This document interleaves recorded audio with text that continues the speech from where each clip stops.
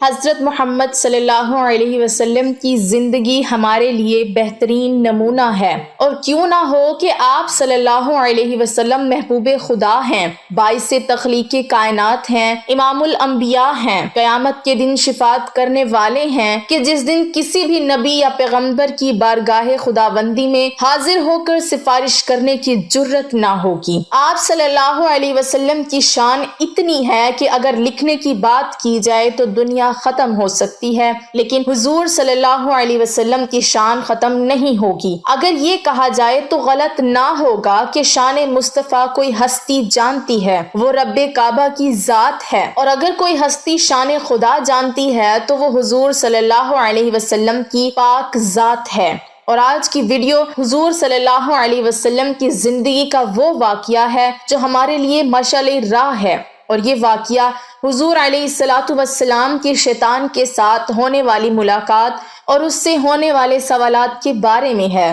اس سے پہلے کہ ہم آپ کو اس ہونے والی ملاقات کے احوال سے آگاہ کریں، یہ بتانا بھی ضروری ہے کہ جب رب کعبہ نے حضرت آدم علیہ السلام کی تخلیق فرمائی، فرشتوں اور شیطان کو آدم علیہ السلام کے حضور سجدہ تعظیمی کرنے کو کہا تو یہ انکاری ہوا کہ اللہ تعالیٰ نے اس لعین کو لعنت کے طوق کے ساتھ جنت سے نکال پھینکا۔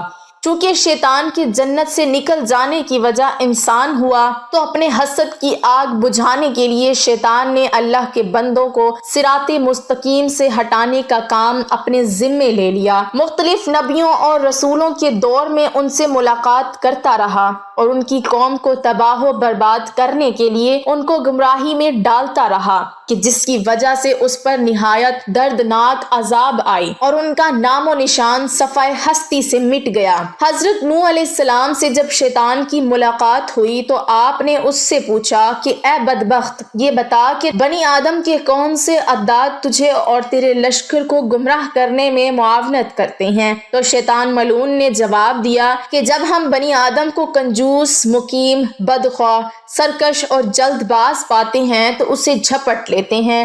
جب کسی انسان میں یہ تمام عادات جمع ہوتی ہیں تو ہم اس کا نام شیطان یعنی سرکش رکھتے ہیں۔ جب حضرت موسیٰ علیہ السلام سے شیطان کی ملاقات ہوئی تو شیطان نے آپ علیہ السلام سے کہا، اے موسیٰ، اللہ تعالیٰ نے آپ کو اپنی رسالت کے لیے مبعوث فرمایا ہے اور آپ سے ہم کلام ہوا ہے، میں بھی خدا کی مخلوق میں شامل ہوں اور مجھ سے ایک گناہ سرزد ہوا ہے، اب میں توبہ کرنا چاہتا ہوں، آپ میرے پروردگار کے پاس سفارش کریں کہ میری توبہ قبول کرے۔ حضرت موسیٰ علیہ السلام نے اللہ تعالیٰ سے دعا کی، حکم ہوا کہ اے موسیٰ ہم تیری حاجت بھر لائے۔ پھر حضرت موسیٰ علیہ السلام شیطان سے ملے اور کہا کہ مجھے ارشاد ہوا ہے کہ تو آدم علیہ السلام کی قبر کو سجدہ کرے تو تیری توبہ قبول ہوگی۔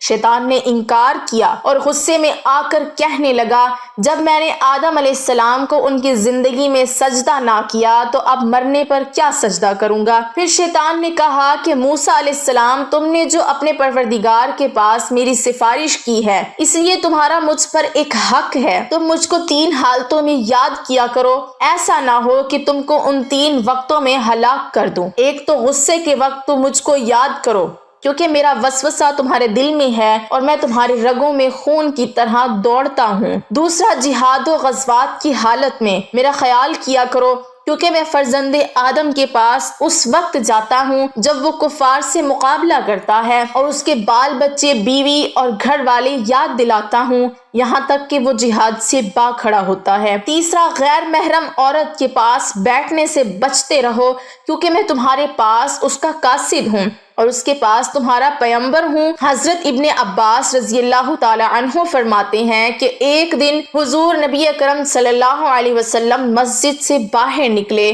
تو وہاں شیطان ملعون کھڑا تھا۔ آپ علیہ الصلوۃ والسلام نے فرمایا کہ اے کمبخت، کیا چیز تجھے مسجد کے قریب لائی ہے؟ تو اس نے کہا کہ حضور، مجھے اللہ تعالیٰ نے آپ کی خدمت میں حاضر ہونے کا حکم دیا ہے۔ آپ علیہ الصلوۃ والسلام نے فرمایا، اللہ تعالیٰ نے تجھے میرے ہاتھوں بھیجا ہے۔ شیطان نے عرض کیا تاکہ آپ مجھ سے حسب منشا کچھ پوچھیں۔ حضرت ابن عباس رضی اللہ تعالی عنہ فرماتے ہیں کہ پہلے آپ صلی اللہ علیہ وسلم نے اس سے نماز نماز کے متعلق پوچھا کہ اے ملعون میری امت کو نماز باجماعت سے کیوں روکتا ہے؟ عرض کیا کہ حضور جس وقت آپ کا کوئی امتی نماز باجماعت کے لیے گھر سے نکلتا ہے تو مجھے گھیر لیتا ہے، جب تک وہ واپس نہیں ہوتا میں اسی مرض میں مبتلا رہتا ہوں۔ پھر آپ علیہ الصلوۃ والسلام نے پوچھا کہ تو ان کو علم و دعا سے کیوں روکتا ہے؟ عرض کیا کہ ان کی دعا سے میں اندھا اور بہرا ہو جاتا ہوں، مجھے اس وقت شفا ہوتی ہے جب وہ فراغت پاتے ہیں۔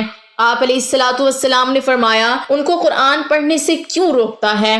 عرض کیا کہ رات سے میں گلے کی طرح آگ میں پگھلتا رہتا ہوں۔ پھر آپ نے فرمایا ان کو جہاد سے کیوں روکتا ہے جبکہ وہ جہاد کے لیے نکلنے کا ارادہ کرتے ہیں؟ عرض کیا جب وہ جہاد کے لیے نکلتے ہیں تو اس وقت میرے قدموں میں زنجیر ڈالے جاتے ہیں یہاں تک کہ وہ واپس نہ لوٹے۔ اسی طرح جب وہ حج کو جاتے ہیں ان کی واپسی تک میرے گلے میں توق اور پاؤں میں زنجیر ڈالے جاتے ہیں۔ اسی طرح جب وہ صدقہ کا ارادہ کرتے ہیں تو میرے سر پر کلہاڑے چلتے ہیں جو مجھے ایسے کاٹتے ہیں جیسے لکڑیوں کو کاٹا جاتا ہے۔ اللہ تعالیٰ سے دعا کرتے ہیں کہ اپنے پیارے نبی حضور صلی اللہ علیہ وسلم کے صدقے وسیلہ جلیلہ سے ہمیں دین اسلام پر چلنے کی توفیق عطا فرمائے، شیطان کے شر سے بچنے کی توفیق عطا فرمائے، ہمارا خاتمہ بالایمان فرمائے اور جنت الفردوس میں اعلیٰ مقام عطا فرمائے، آمین ثم آمین۔